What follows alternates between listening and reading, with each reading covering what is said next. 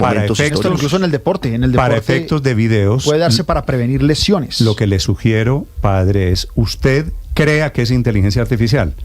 Y después que le prueben como un buen criterio, que no es inteligencia muy cartesiano artificial. su punto. Usted dude de salida. No, dude y sospeche que no es. Sí, okay. Y después que le prueben que sí es. Es un poquito revertir la ecuación. 7 en punto, los acompañamos desde Blue Radio. Para quien quiera escribir, para quien quiera contarnos su experiencia, la cuenta blueradio.com, mi cuenta Néstor Morales, nestormorales.com.co. 7 en punto en Mañanas Blue.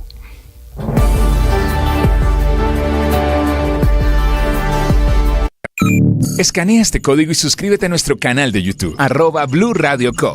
Y disfruta y participa de la programación de Blue Radio. Blue Radio, le ponemos cara a la radio. Blue Radio, la alternativa.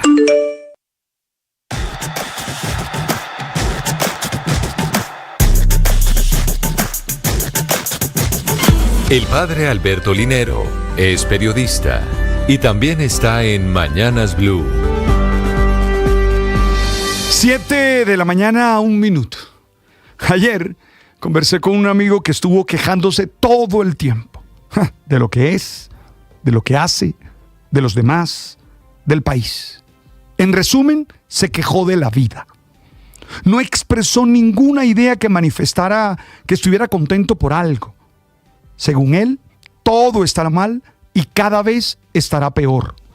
Y el camino que ha encontrado para vivirlo es quejarse desde lo más profundo de sus entrañas. No puedo negar que hizo alusiones verdaderas y válidas, pero estas quedaron ensombrecidas por la continua perorata de quejas que expuso. Creo que en la base de su actitud está la creencia de que él merece todo y de que el mundo está en deuda con él. Esto le hace desconocer su responsabilidad en lo que sucede, pero a la vez se niega la posibilidad de hacer algo para que eso cambie. Espero que esa no sea la actitud predominante de nuestros oyentes hoy. Apoyado en la amistad que nos une desde hace años, le insistí en algunas actitudes que debe tener en cuenta para mejorar su vida, ya que veo que está llenándose de mucha amargura. Le dije, sé consciente de que te has vuelto quejetas como hábito. Por eso el primer paso es identificar las situaciones o personas que te provocan quejas. Presta atención a tus pensamientos, a tu lenguaje y registra cada vez que te quejes. Eso te va a ayudar a tomar conciencia del hábito y comenzarás a modificarlo. También le dije, cuestiona tus quejas. Pregúntate si son realmente útiles o si te están ayudando a resolver el problema. En muchos casos, las quejas solo generan más negatividad y estrés, sin aportar ninguna solución. Lo invité a que se enfocara en lo que puede controlar, en lugar de centrarse en lo que no puede. Que dirija su energía en lo que sí está bajo su control, buscando soluciones a los problemas, tomando conciencia y acciones concretas para mejorar la situación. Y por último le dije, agradece. La gratitud es una poderosa herramienta para cambiar tus perspectivas. Cada día dedica un tiempo para reflexionar sobre las cosas por las que estás agradecido, sin importar qué tan pequeñas son. Me miró con extrañeza, cayó más y hizo mala cara. Yo espero que le haya servido lo que le dije para adoptar una actitud más responsable, más comprometida. Las victorias y derrotas, la pasión y la afición en juego y los datos de lo último en deportes se lo presenta Mañanas Blue. 7 de la mañana, 4 minutos, los deportes en Mañanas Blue en este martes determinante en copas internacionales para Junior, Millonarios y el Deportivo Independiente Medellín. El Junior, que viene de empatar sin goles con Atlético Bucaramanga en la Ciudad Bonita para mantener el liderato en los cuadrangulares, defiende también su condición de líder en la Libertadores, pero ojo que lo hará en Quito ante Liga Deportiva Universitaria, partido que se disputa en la altura, en donde históricamente se siente incómodo el cuadro tiburón. El juego será a a las 5 de la tarde.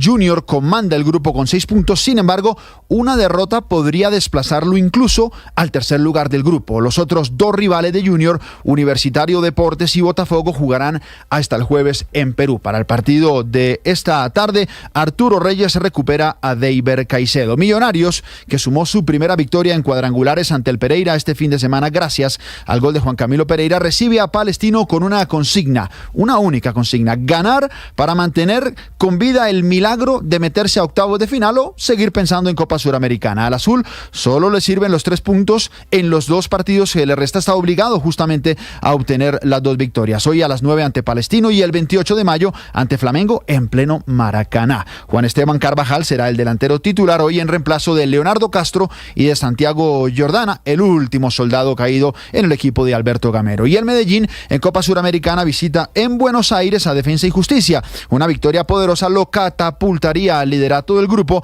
a la espera de lo que suceda entre Universidad César Vallejo de Perú y Always Ready de Bolivia. El empate hoy, en el partido que será a las 7 de la noche, eso sí no le permitiría asumir el liderato del grupo al equipo dirigido por Alfredo Arias. Breve repaso también por el otro cuadrangular este fin de semana en Colombia. Santa Fe es el líder con puntaje perfecto, 6 de 6 para el equipo de Peirano, que superó en techo a La Equidad con goles extranjeros y además sin necesitar de los tantos de Hugo Rodallega. En el otro juego del grupo, Once Caldas empató en Ibagué con el Tolima, que desperdició un penal cuando el juego estaba 1-1. En el torneo de ascenso también quedaron definidos los cuadrangulares que inician este fin de semana. En el grupo A, Atlético Huila, Tigres, Real Cartagena y Orso Marzo, mientras que en el B está incluido por 3 históricos: Cúcuta Deportivo, el Deportes Quindío, Unión Magdalena y Llaneros. Y en el fútbol internacional, destacadísimo John Hader Durán marcando por primera vez 2 goles en un partido de Liga Premier de Inglaterra. Fue para el Aston Villa, que perdía 3-1 ante el Liverpool de Luis Díaz, que fue titular. Bueno, pues en 3 minutos hizo 2 goles John Hader Durán y el partido terminó empatado 3-3. Hoy jugarán Tottenham y Manchester City, en donde podría quedar muy cerca el equipo de Guardiola de revalidar el título de la Liga Premier de Inglaterra. En otros deportes, anoche Boston Celtics superó 109-102 a los Cleveland Cavaliers y domina la serie de semifinales 3-1, mientras que Oklahoma City Thunder remontó e igualó la serie 2-2 ante Dallas Mavericks tras superarlo en el cuarto juego. En el Giro de Italia vuelve hoy la montaña después del primer día de descanso, 140 kilómetros de esfuerzo con llegada en alto de primera categoría y pendientes también de Emiliana Arango, que en el tenis internacional juega en un ratico nada más, sobre las 7:15 de la mañana. Siendo las 7:07, por lo pronto todo en deportes. En Mañanas Blue ampliamos más adelante. Atención, hay una noticia urgente. Señoras y señores. Tendencia a nivel global. Bienvenida, mil gracias por estar con nosotros hoy aquí en Blue Radio. Usted enfermo por el fútbol y los compañeros de seminario en retiros. Rezando rosario y yo.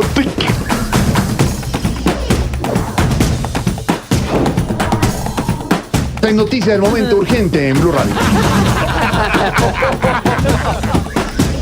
Blue, más que radio.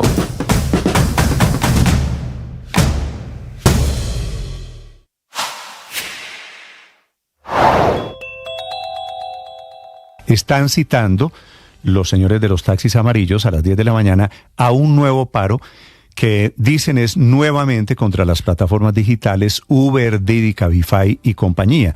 Intentaron bloquear la avenida El Dorado con Ciudad de Cali y la autopista sur con carrera 73 en el sector de Protabaco, pero no pudieron afectar, por fortuna, el regreso de miles de bogotanos después del puente festivo.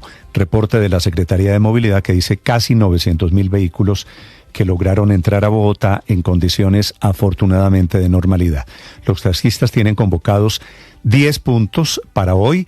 En todos ya hay presencia de la policía, que instaló junto a la alcaldía un puesto de mando unificado esta madrugada para evitar a toda costa que bloqueen vías y la operación de Transmilenio, que es nuevamente el objetivo. Están citados, por ejemplo, en el Portal Norte, Portal Suba, en la Avenida El Dorado, el terminal de transporte, el Tunal, el Portal de las Américas y así por todo Bogotá.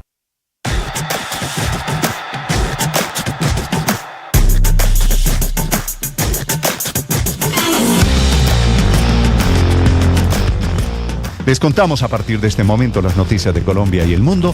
Bienvenidos, aquí está el resumen. Lo preparamos en voces. Claro. Pero la factura la coge. No, todo el mundo se va de la mesa de Maracozón. Con las noticias, una agenda cargada de información. Se queda con la factura.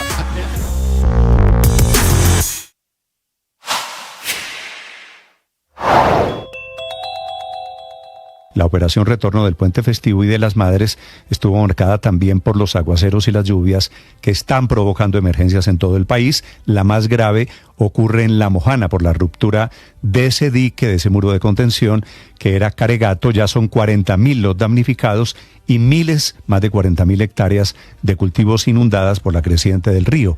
Hay una cifra impresionante de animales muertos en el departamento de Antioquia, en donde el último reporte es de 230.000 animales muertos este fin de semana. A propósito, el director de la Unidad de Gestión de Riesgo, don Carlos Carrillo, dice que es obligación del contratista, el consorcio se llama RCG, cerrar ese boquete, pero es el mismo contratista al que el presidente Petro ha cuestionado porque fue un contrato entregado por Olmedo López y que, dice el presidente, no le hicieron caso.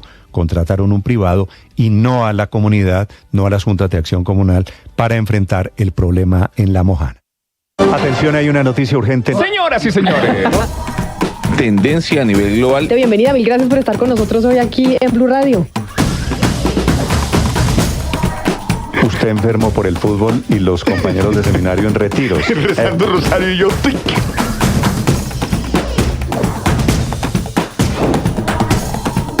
Hay noticia del momento urgente en Blue Radio. Blue, más que radio.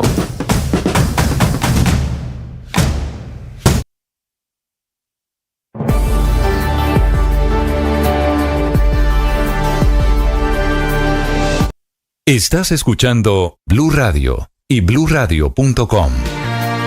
7 de la mañana, 11 minutos. A propósito de este video de Iván Márquez, jefe de un sector de los disidentes de las FARC. Nos acompaña esta mañana Oti Patiño, que es el comisionado de paz del Gobierno Nacional. Señor Patiño, bienvenido a Blue Radio. Buenos días, comisionado. Buenos días, Néstor, a ti y a toda la audiencia de Blue Radio. Estábamos hablando hace un momento, Oti. ¿Este video de Iván Márquez es cierto o puede tener algo de inteligencia artificial? No sé, la verdad no sé, y por eso casi que no prefiero no opinar sobre el contenido de dicho video. Sí. Porque cuando las cosas son tan inciertas, pues que se va a meter uno con tantas incertidumbres que tiene La Paz, aumentar otra más. Estoy me parece de acuerdo con usted. Bien. Pero la pregunta era, ¿alguien por un canal de esos que ustedes, los comisionados de paz, tienen, alguien le ha dicho, sí, Iván Márquez mandó un video? No hemos comprobado. Lo único a lo cual yo me atengo en las relaciones con Márquez es a la primera declaración que se firmó el 1 de febrero de este año, en donde hay una decisión de empezar un proceso de conversaciones, de diálogos, y se ha planteado de que es una negociación ágil, que es la palabra que se emplea allí, y desde luego pues también con unos elementos muy interesantes. Creo que ponen la vara bastante alta, es decir, se arranca ya prácticamente pensando ya no en la exploración, ya no en la creación de confianza, sino de una vez la negociación y la implementación de lo que ahí se acuerde. Sí, con ese contexto, ¿a ustedes le parece lógico que aparezca Iván Márquez en un video para un foro en Bichada diciendo apoyamos la constituyente del presidente Petro? Pues lo que pasa es que yo creo que está un poquito, si fue creado, está un poco descontextualizado, porque pues el propio presidente Petro ha planteado ya no el tema de una asamblea constituyente, sino un proceso constituyente, es decir, que la gente, el ciudadano, las comunidades asuman la palabra, como es el mandato de la Constitución Política de Colombia, que plantea que el soberano en todo proceso democrático es el pueblo, que casi que los elegidos tienen un puesto prestado por un determinado tiempo, incluyendo el propio presidente de la República.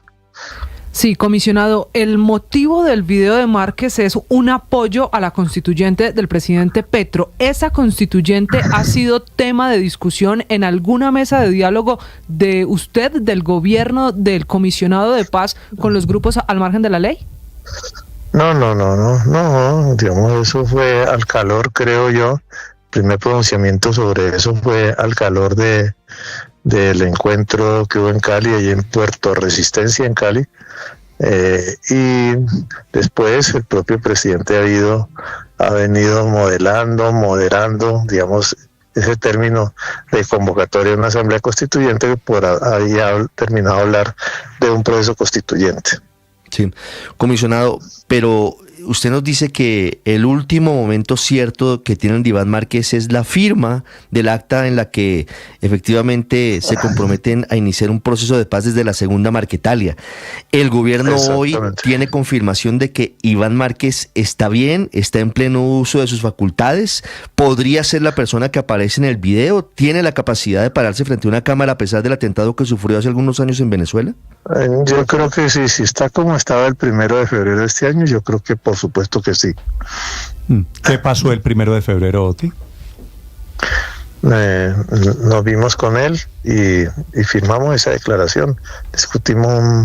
Le escuchamos la voluntad que tiene él y su grupo de participar en un proceso de conversaciones, de negociaciones ágiles con el gobierno nacional y desde luego pues sus planteamientos, y esos fueron condensados en esa mesa y se hizo ese documento a partir de esa conversación. ¿Usted lo vio bien? ¿Lo vio de manera similar a como aparece en el video publicado en las últimas horas? De manera similar, sí, eso es cierto. De manera similar. Okay. Sí, comisionado, ¿qué tan grande es el grupo que lidera el señor Iván Márquez? ¿Cuántos guerrilleros tienen? No sé, son varios grupos. Creo que los más importantes son los que funcionan en el sur del país, fundamentalmente en la zona de Nariño y en la zona de Putumayo. Pero desde luego tienen una serie de pequeños grupos en otras partes del país. Pero esos son, digamos, como algunos dicen que son como esos grupos que funcionan en el sur del país son como el 60% de lo que constituye estos grupos de la segunda Marquetalia. Es más, como ustedes podrán observar si leen la declaración de la segunda Marquetalia, también esos dos grupos figuran con nombre propio o con siglas por lo menos, que es la Coordinadora de Guerrillera del Pacífico, que son como 4 frentes, y el Grupo Comandos de Frontera figuran con las iniciales en esa misma declaración que firmó Márquez. Sí. Comisionado, quisiera plantearle un último tema, si usted es tan amable, sobre el trino de este fin de semana de Antonio García, que es uno de los jefes históricos del ELN, que hace, me parece, una acusación muy grave de sus épocas del M-19, me refiero a las épocas del presidente Petro. Dice, y lo voy a citar entre comillas para información de los oyentes, escribe Antonio García, hablando de economías ilegales, de las que le gusta hablar a Gustavo Petro. Recuerdo que en la mitad de la década de los 80, siendo apenas él un dirigente regional del M-19, en Santander, nos solicitó que lo lleváramos en unos impuestos que el ELN estaba cobrando al transporte. Y efectivamente lo llevamos. Y les entregamos un billete de un impuesto cobrado, dice Antonio García. Él, Gustavo Petro, y su tropa se gastaron ese billete en trago y francachelas, no en la lucha. Desde luego, ese jajaja suyo es el mismo que responde el presidente Petro. Y termina Antonio García diciendo, desde luego que los siguientes meses tuvimos que cortar esa contribución a las farras. ¿Esto es cierto? Le pregunto, muy respetuosamente, pero como usted también conoce la historia adentro. Pues es absurdo esa historia, es absurda esa historia, porque por supuesto, mire, el M siempre vivió un poco al día, vivimos siempre alcanzados, no alcanzamos aquí a capitalizar dineros, de tal manera que pues es absolutamente y segundo, pues nunca dependimos, por supuesto, del ELN para nada, y menos para francachelas, como dice el señor García, que desde luego pues es una falsedad. ¿Qué nexos tenían en esos años 80? Vergonzosa. Sí, vergonzoso. En los años 80 de pronto habíamos intentado crear la Coordinadora Nacional Guerrillera en ese tiempo, pero no estoy en ese momento muy seguro, o fue antes, fue después. Intentamos crear la Coordinadora Nacional Guerrillera a instancias de Álvaro Fayad y del jefe en ese momento, Ernesto Rojas, y el propio cura Pérez. Allí no estuvo en esa primera creación las FARC. Las FARC entró, fue cuando se creó la Coordinadora Nacional Simón Bolívar. Y en ese pero intento ahí, digamos, en ese tiempo no. Algo me alcanzó a acordar de ese intento de la coordinadora, que era la unificación de todos los grupos guerrilleros, ¿no? En ese momento, digamos, en la reunión que yo estuve, uno de los aliados que tenía en ese momento el ELN se salió de lo que llamaban la tripartita o algo así, de la Unión Camilista, se llamaba Unión Camilista ELN, porque el ELN había fusilado, había matado, había asesinado a Lara Parada, porque a Lara Parada había sido perteneciente al ELN, luego había regresado a Barranca Bermeja a hacer política legal, y allí, debido a que se había desertado en otro tiempo del ELN, fue asesinado por el ELN. Sí. Entonces el PRT, que hacía parte de la Unión Camilista del ELN, decidió retirarse de esa alianza tripartita, porque también ahí participaba otro grupo que se llamaba Patria Libre, a la cual pertenecían la mayoría de los que fueron los integrantes de ¿cómo se llama? De la Corriente de Renovación Socialista, de lo que llamó luego Corriente de Renovación Socialista, que era también un grupo de gente que participaba de la Unión Camilista del ELN. Sí, ¿y cómo eran los lazos, esos lazos comunicantes OTI entre el ELN y el M-19? Es decir, ¿existe la posibilidad, como dice Antonio García, el ELN le entregaba plata a la gente del M-19? No, por favor, no, digamos, las finanzas, digamos, fueron siempre independientes, y mucho menos pues que la gente, las escasas finanzas que teníamos fueran, digamos, empleadas en trago y cosas de esas, por supuesto que no. Sí, eso es absurdo, porque eso es. En la cadena de trinos Antonio García también lo termina metiendo a usted, y haciendo una referencia al secuestro del M-19 de Camila Mikkelsen, ¿no? Que era la hija de Jaime Mikkelsen, el gran banquero de los años 80 en Colombia. Bueno, digamos, yo no sé si responder o si vale la pena responder esas tonterías que habla, porque él habla que estábamos en una negociación de paz con Virgilio Barco, pero Virgilio Barco, entiendo que todavía, digamos, las negociaciones con Virgilio Barco empezaron en el 89. Mejor dicho, ahí creo que hay unas lagunas que no sé qué, digamos, cómo está la mente de Antonio García. Sí, ahora, yo sé que seguramente a usted no le causa ninguna comodidad hablar de estos temas, pero como es Antonio García y el gobierno está hablando con el ELN, ¿por qué supone usted que Antonio García les está disparando al presidente Petro, el presidente de la República, y a usted, que es el comisionado de paz? No, la verdad, digamos, es que el ELN está en una profunda crisis de conducción. Digamos, eso es una profunda, y nosotros hemos planteado de que esa crisis de conducción tienen que resolverla, y la mejor manera de resolverla es a través de un sexto congreso. Ellos hicieron el quinto congreso en el 2016, y por supuesto del 2016 ahora han ocurrido muchos hechos que desde luego los obliga a tener una visión distinta. Entonces seguramente allí hay un problema de conducción basado en que el mandato que todavía tiene el COSE es el mandato 2016.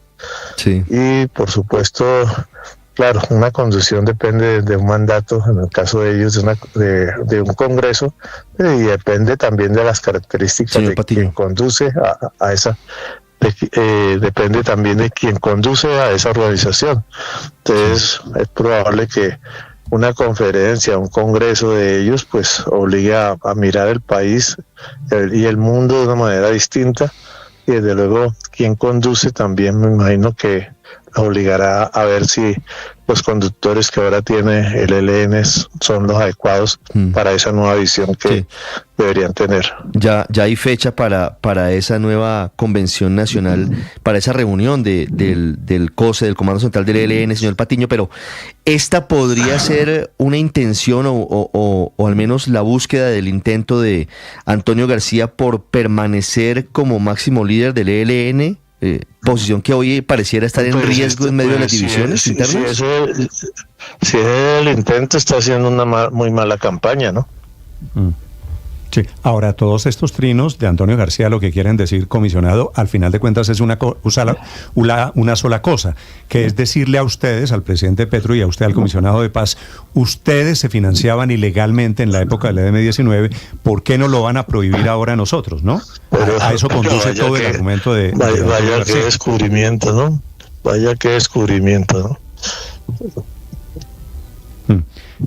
Y si no es un descubrimiento, ¿cuál es la diferencia entre lo que hacía el M-19 y lo que hace hoy el ELN? Pues la diferencia son 34 años, nada menos. Una constitución de por medio, unos tiempos de profunda reflexión en lo que fuimos y desde luego una entera convicción de que lo que somos ahora, incluyendo el cargo que ocupa hoy el presidente de la República, es dentro de la lucha por la paz y no una lucha por las armas. Sí, señor Patiño, sobre eso quiero preguntarle, porque insistentemente el presidente de la República en sus últimos actos ha pedido que se enarbole, que se hice de manera orgullosa la bandera del M-19. Y eso es muy controversial porque hay víctimas del M-19 vivas todavía en Colombia. ¿Usted apoya esa reivindicación de la lucha armada que hace el presidente? Pues yo no soy muy nostálgico, yo sé que lo que fue el M-19 es lo que uno lleva por dentro y no la bandera del M-19. Gran respuesta. Es Oti Patiño, el comisionado de paz, esta mañana en Blue Radio. Señor Patiño, le agradezco estos minutos, le deseo un feliz martes.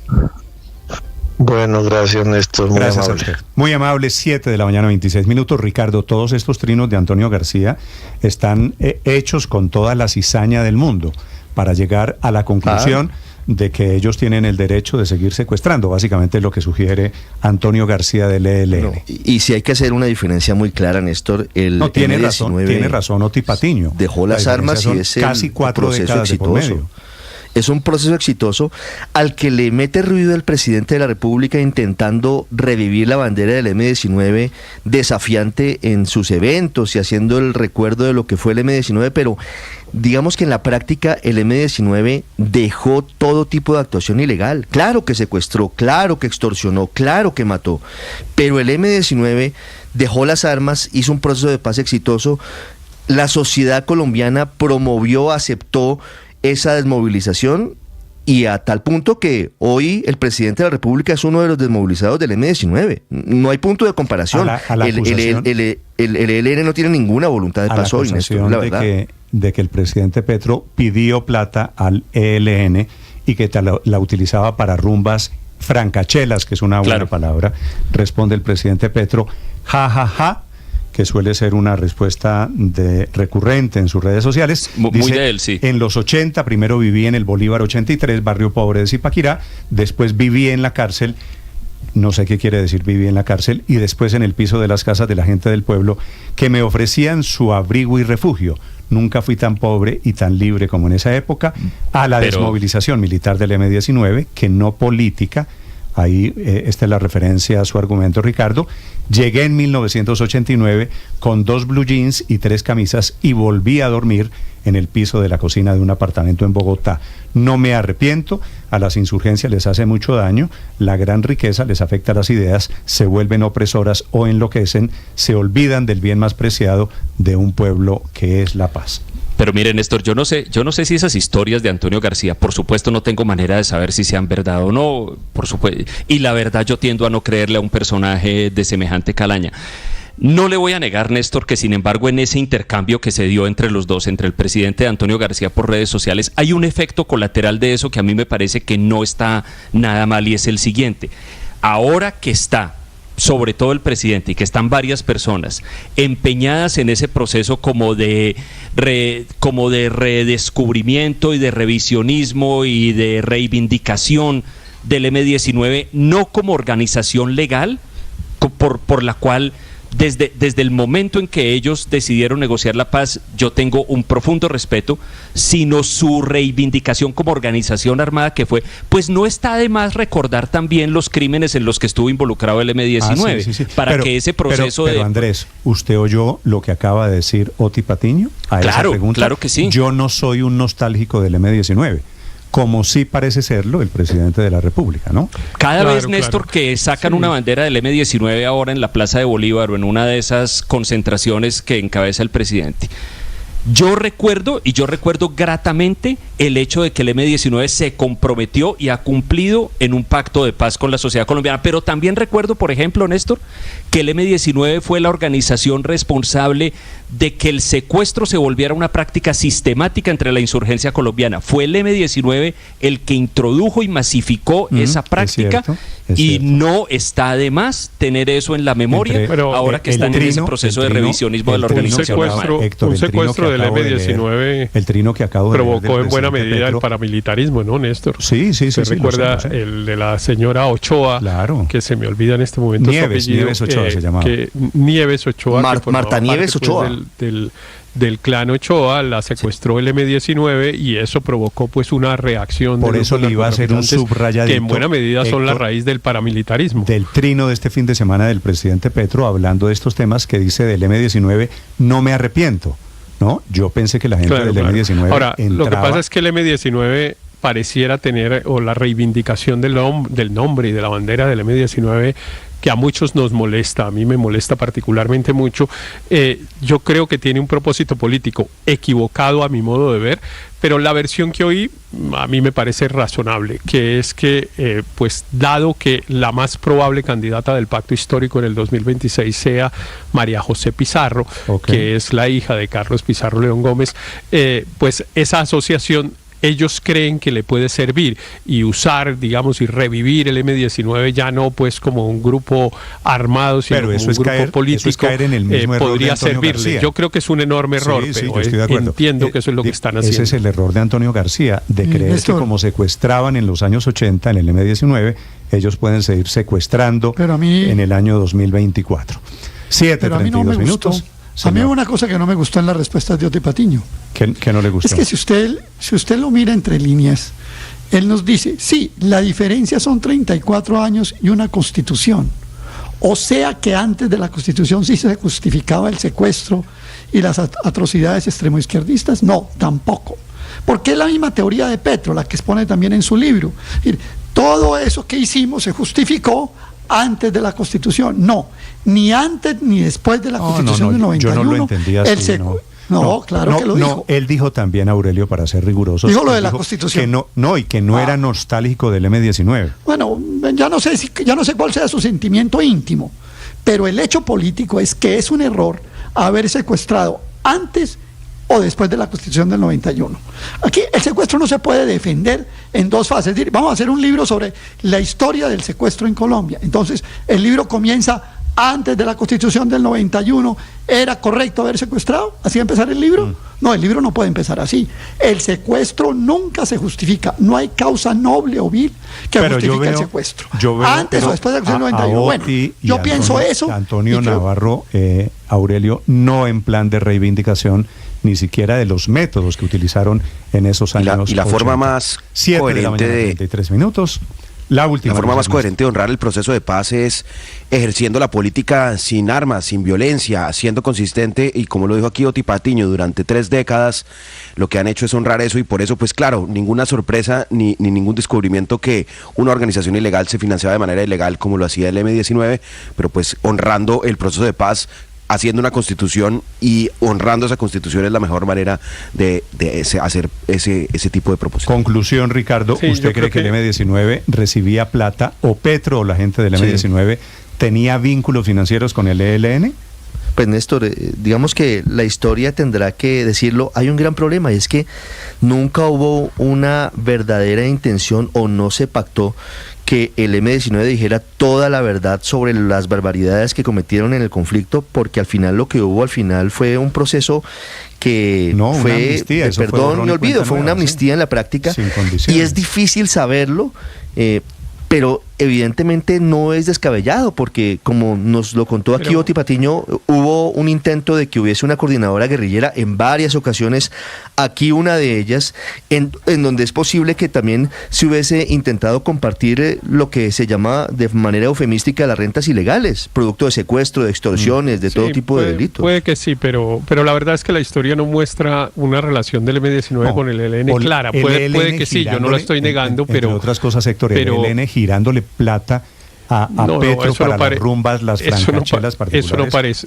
Eso no parece. Ahora, el ELN en algún momento fue muy rico y puede ser que regalara plata. Yo no sé si lo hacía, pero el ELN, pues vacunando a las petroleras cuando comenzaba la explotación del petróleo en Arauca. La Manesman en Arauca, ¿no? Claro, cuando comenzaba la explotación del petróleo en Arauca y en Casanare, pues se hizo muy rico y realmente eso es lo que lo mantiene vivo. De hecho, esos pagos que hubo en esos años 80. Pero a mí me parece que la respuesta, Néstor, de Oti Patiño, que no repitió esa frase aquí, pero la hizo tal vez en un trino o en alguna parte ya no soy en guerrillero. Este fin de semana fue muy buena, que es ese Oti ya no existe. Si quiere, no está negando que evidentemente tuvo ese pasado, pero que está hoy en otra cosa. Sería muy bueno, ese M-19 ya no existe y salgamos de esa discusión también. Muy distinto al presidente Petro que dice no me arrepiento. No todos en el M-19 están en lo mismo. 7:36 en Mañanas Blue. Estás escuchando Blue Radio. Escanea este código y suscríbete a nuestro canal de YouTube, @Blue Radio Co. Y disfruta y participa de la programación de Blue Radio. Blue Radio, le ponemos cara a la radio. Blue Radio, la alternativa.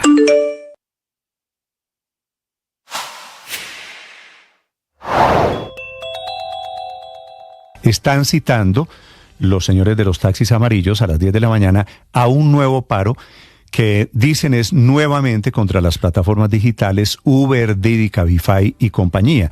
Intentaron bloquear la avenida El Dorado con Ciudad de Cali y la autopista sur con carrera 73 en el sector de Protabaco, pero no pudieron afectar, por fortuna, el regreso de miles de bogotanos después del puente festivo. 7:37 minutos de la mañana en Secretaría Bogotá. de Movilidad, que dice casi 900.000 vehículos que lograron entrar a Bogotá en condiciones afortunadamente de normalidad.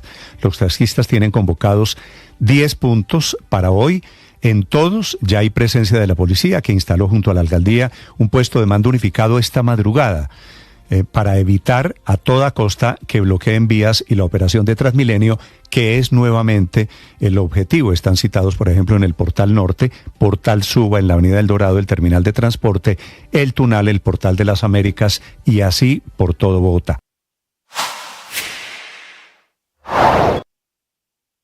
Los diálogos entre Hamás e Israel intentando un alto al fuego llegaron esta madrugada a un punto muerto, lo está informando Qatar. Egipto, el otro país mediador, está abandonando la coordinación de esas conversaciones que intentaron algo de paz, algo de civilidad.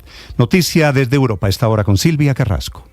Sí, Néstor, hasta aquí Egipto había sido central en esas negociaciones, en la coordinación de las negociaciones que estaban transcurriendo de manera indirecta entre Hamás e Israel. Era el que estaba en contacto con Estados Unidos y con Francia, que facilitaban estos acuerdos. Sin embargo, Egipto se ha retirado. Dice que no sigue más por la ocupación que ha hecho Israel de ese paso fronterizo entre Gaza y Egipto. Y además se ha dicho también, están informando funcionarios egipcios, que estaría pensando en disminuir su representación diplomática en Israel. Así de distantes están las relaciones entre estos dos vecinos, Egipto e Israel.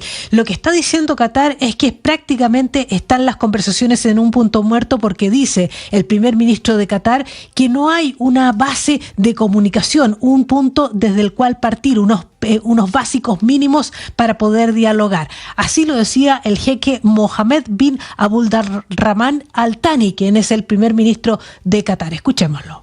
Right now, we are in a status of almost a stalemate. Of course, what happened with Rafah has set us backward a little bit. Él lo que dice es que lo que ha pasado con Rafah es lo que lo ha echado atrás cualquier tipo de diálogo. Más adelante explica que como no hay nada en qué ponerse de acuerdo, es tan básico como que una de las partes quiere poner fin a la guerra y la otra de las partes no quiere poner fin a la guerra, que ahí no hay acuerdo posible. Así lo dice. I believe that what we are seeing, there is a fundamental difference between the two parties. There is one party who wants to end the war and then talk about the hostages. There is another party who wants the hostages and wants to continue the war. And as long as there is any commonality between those two things, dice que no hay cómo coordinar a estas dos partes. Son las palabras del primer ministro de Qatar, que sería la única persona que sigue intentando conducir esas conversaciones. Otra noticia importante de este momento, Néstor, es que Sudáfrica ha recurrido nuevamente a la Corte Internacional de Justicia pidiéndole medidas urgentes para que la Corte impida que Israel tome ocupación terrestre de la ciudad de Rafah. La Corte ha aceptado la petición de abrir una audiencia para discutir ese tema, y esas audiencias se van a llevar a cabo tan pronto como pasado mañana jueves y el día viernes, Néstor. Es lo que está ocurriendo hoy. A propósito, Néstor, contábamos antes que los colonos estaban rompiendo la ayuda humanitaria. Bueno, por primera vez ha entrado un camión de ayuda humanitaria y ahora del lado israelí tiene que ir blindado con militares para poder entrar, Néstor. Gracias, Silvia. Solo malas noticias allí en el Medio Oriente. Esta mañana la Unión Europea está anunciando levantamiento de sanciones contra funcionarios del gobierno de Venezuela. En Caracas, Santiago Martínez. Sí, Néstor, mire, Elvis Amoroso es el presidente del Consejo Nacional Electoral y su nombre apareció en una corta lista, una pequeña lista de beneficiados, si cabe el término, a quienes la Unión Europea le retiró temporalmente sanciones personales que, entre otras cosas, les impedía viajar a territorio europeo.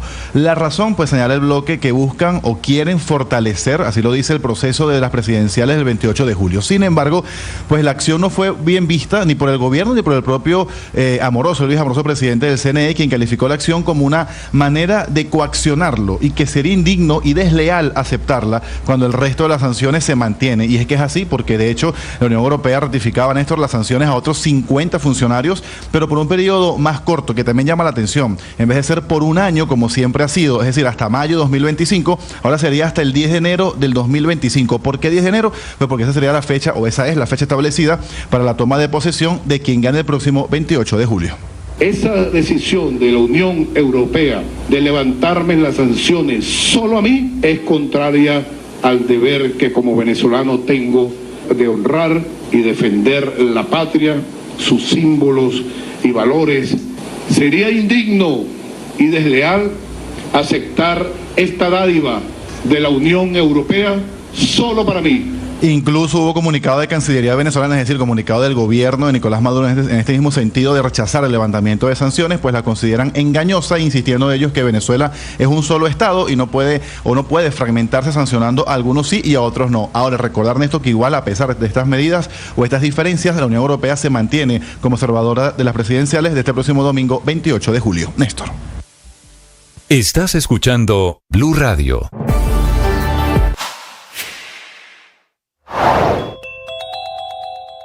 Este fin de semana el profesor Ismael Peña sumó una victoria y una derrota en su lucha por ser oficialmente el rector de la Universidad Nacional. Primero, hablemos de la derrota. El Ministerio de Educación alista una demanda contra su elección ante el Consejo de Estado pidiendo la nulidad, alegando violación a normas constitucionales y a las normas internas de la Universidad Nacional. Para el profesor Peña, la victoria llegó con la carta de otros 604 profesores de las 9 sedes de la Universidad Nacional, que respaldaron su elección porque creen que cambiar lo que ya se tomó como decisión es abrir una puerta muy peligrosa para las futuras decisiones del Consejo Superior, que por cierto vuelve a reunirse esta semana. La mala noticia para el gobierno, si cree que la crisis en la Universidad Nacional se va a resolver con una demanda, es que las demandas Esta del Consejo de es Estado Blue Radio, la alternativa. Ahora son las 7 de la mañana, 43 minutos. Para quienes se acuerdan, padre, Sí, de señor. los ladrones de las bicicletas en Bogotá, ¿se acuerda al señor que robaron en la 127, en el Sí, caño de la lo recuerdo. 127?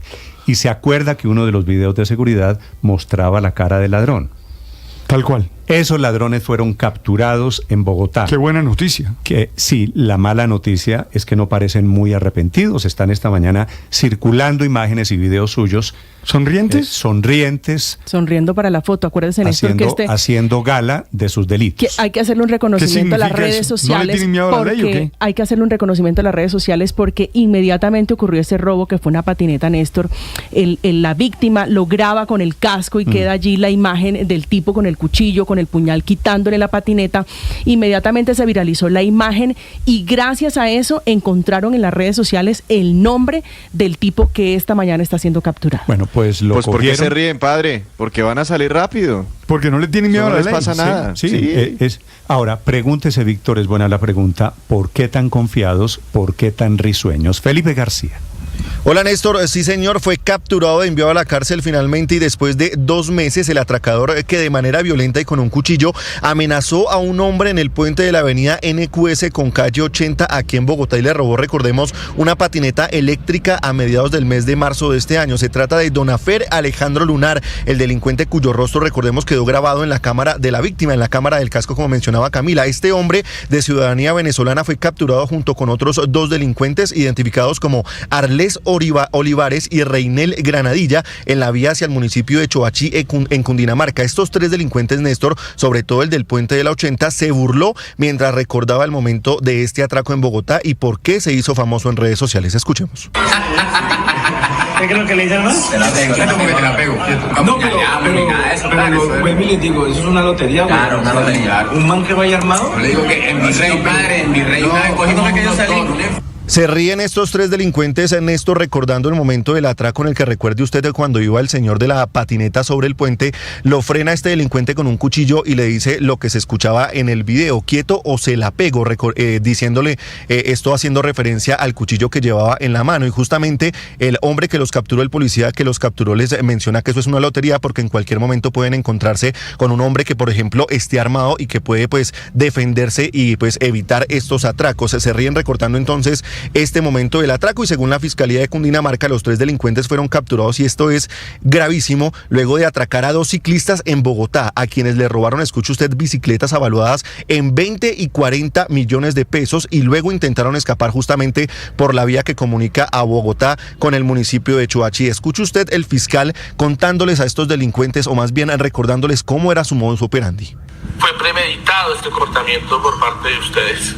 Ustedes sabían que por el sector donde ustedes se ubican venían personas practicando el ciclismo y que muchas de esas personas tenían bicicletas como el del señor Jamaica, que llega hasta una suma de 30 millones de pesos. Un fiscal de la seccional Cundinamarca finalmente les imputó a estos 3 delincuentes el delito de hurto calificado y agravado, cargos que ante la contundencia de este material probatorio, los videos de cámaras de seguridad y la cámara del casco de este atraco en la calle 80 fueron aceptados por estos delincuentes. Un juez finalmente los envió a la cárcel, Néstor. Sí, Felipe, el de la derecha, el del pelo pintado, ese es el venezolano, ¿verdad? Donafer.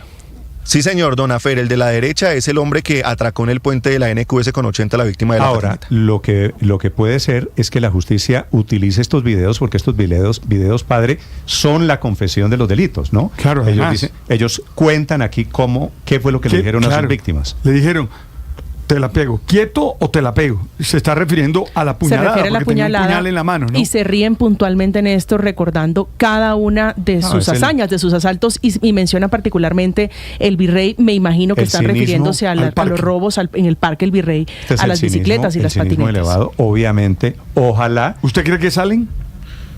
Pues padre, es que yo sospecho. Ya los enviaron a la cárcel.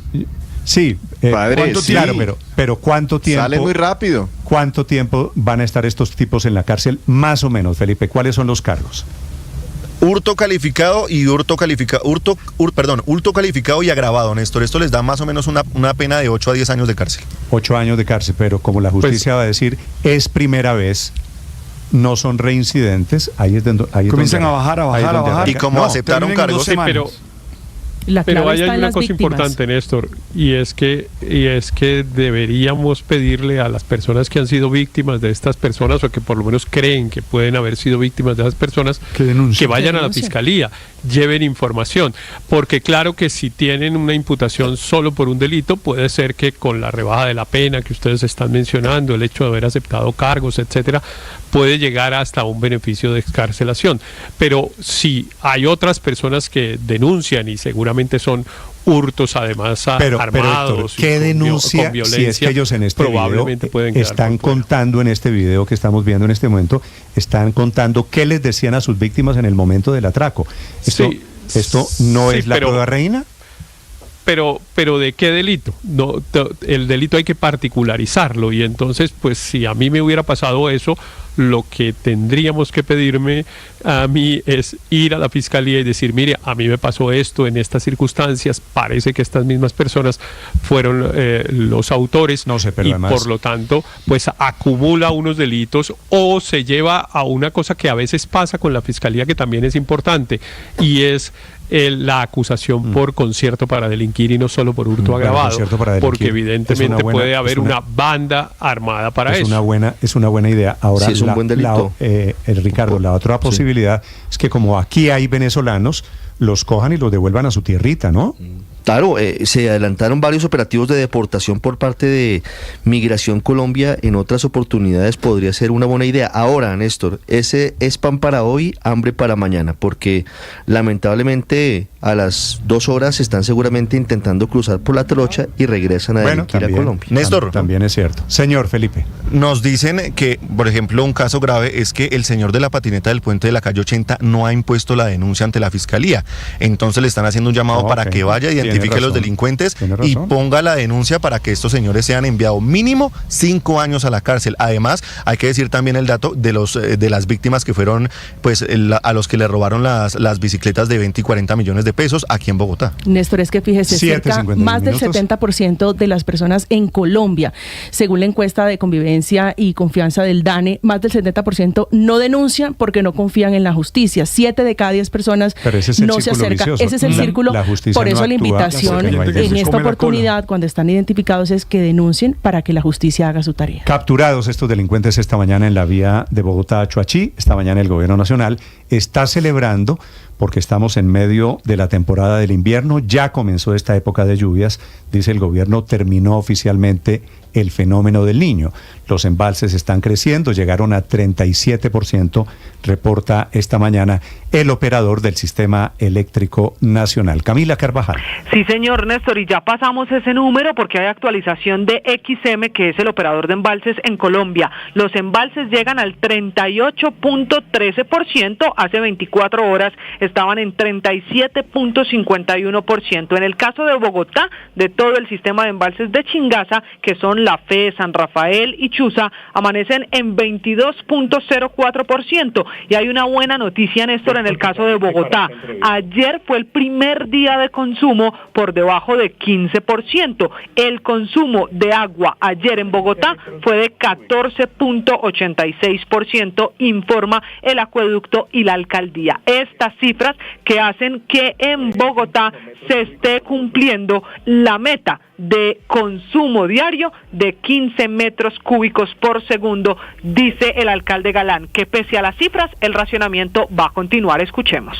Pero esto va a durar tiempo. La situación todavía, para eso necesitamos muchos días de lluvia en todos los afluentes del sistema y tenemos que mantener el esfuerzo de reducción de consumo de agua.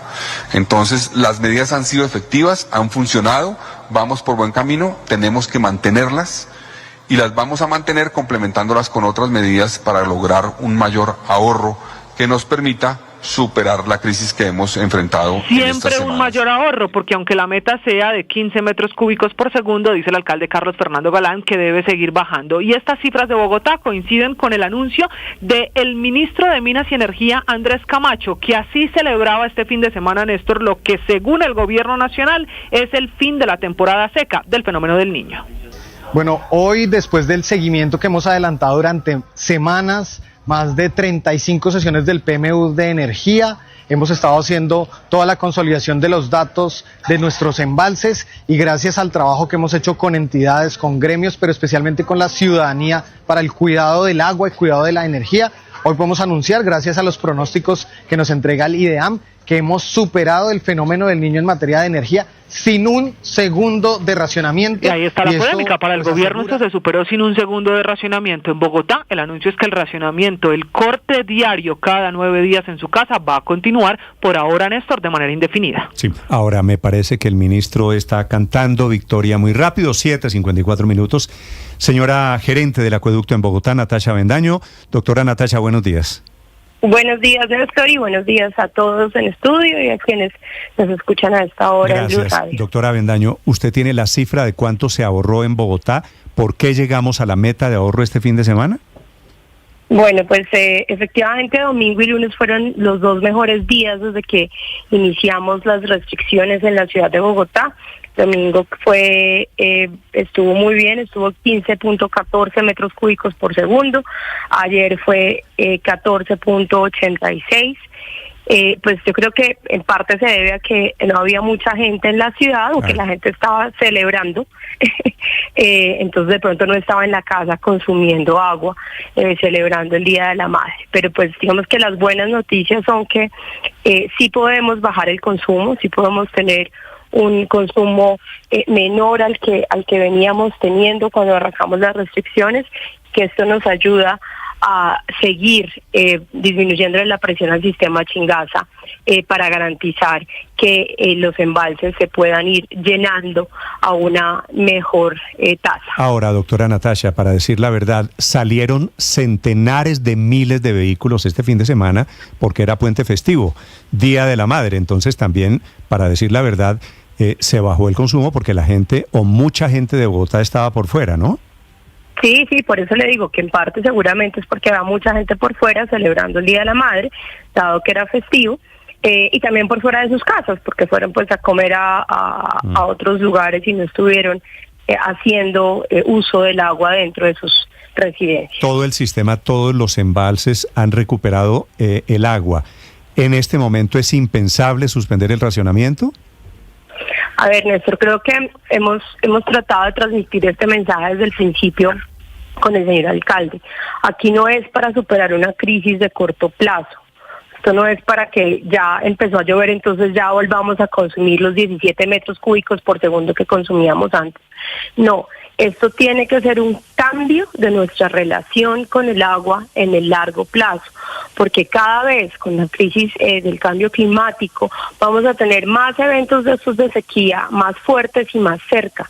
Entonces, dado que el sistema Chingaza es un sistema de regulación anual, es decir, que se llena y se vacía en el mismo año, pues tenemos que garantizar que este año logramos unos niveles hacia el final del año de llenado de los embalses que no nos vayan a dejar el próximo año con una situación crítica. Entonces, tenemos que seguir ahorrando. Acuérdense que arrancamos el llenado de unos niveles muy bajos porque empezó a llover muy tarde. Y ahí nos vamos recuperando lentamente, pero lo que tenemos es que garantizar que el sistema se pegue a la curva guía, siga creciendo en el almacenamiento en los embalses para que al final de año estemos más tranquilos. Pero doctora Avendaño, cuando ustedes implementaron estas medidas de racionamiento de agua, hablaban de 2 metas, básicamente. La primera, llegar al 20% en el nivel agregado del sistema Chingaza. Y ese nivel ya lo superamos, estamos en el 22%. Y la segunda, reducir... En abril, sí, claro, hay un rezago de casi medio mes. Y la segunda meta era tener un consumo por debajo de los 15 metros cúbicos por segundo y también se alcanzó. Con estas 2 metas, independientemente de los rezagos y demás, ¿no pensarían ustedes inclusive de pronto en matizar la medida, que no tengamos tantas horas al día de racionamiento? No, por ahora no. Tenemos que garantizar que, como les digo, una cosa era la meta de llenado de abril, pero dado que de abril a octubre es digamos, es la etapa creciente, o sea, de llenado de los embalses, todos los meses la meta va a ser más alta, porque necesitamos que cada mes vaya creciendo en vez de cayendo el nivel del sistema Chingaza. Entonces ahora la meta en mayo es más alta, en junio va a ser más alta, en julio va a ser más alta. Si las lluvias siguen o el nivel de afluentes del sistema sigue siendo el que viene, y si además seguimos restringiendo la cantidad de agua que traemos del sistema Chingaza, pues vamos a poder pegarnos nuevamente a esa curva guía o incluso superarla. Pero entonces, doctora Avendaño, ¿cuál es la meta para este mes de mayo en cuanto a el nivel de llenado de los embalses y el nivel de ahorro de agua de los bogotanos? Y al final esto, la conclusión es que nos vamos con racionamientos que hasta octubre, todo el año prácticamente. Pues desde el principio hemos dicho que el racionamiento va hasta que tengamos unos niveles de llenado de los envases que nos permitan estar tranquilos en el 2025. La meta de consumo de la ciudad sigue en 15 metros cúbicos por segundo. Ese es el nivel que nos permite balancear el sistema y garantizar que le quitamos esa presión a Chingaza. Y la meta para el mes de mayo, que como les digo en junio va a cambiar, es 24.3% de llenado. Es decir, hasta final de año, básicamente, doctora Avendaño, pero como la meta y la idea, como dice usted, es seguir ahorrando agua porque a futuro van a volver a presentarse este tipo de fenómenos.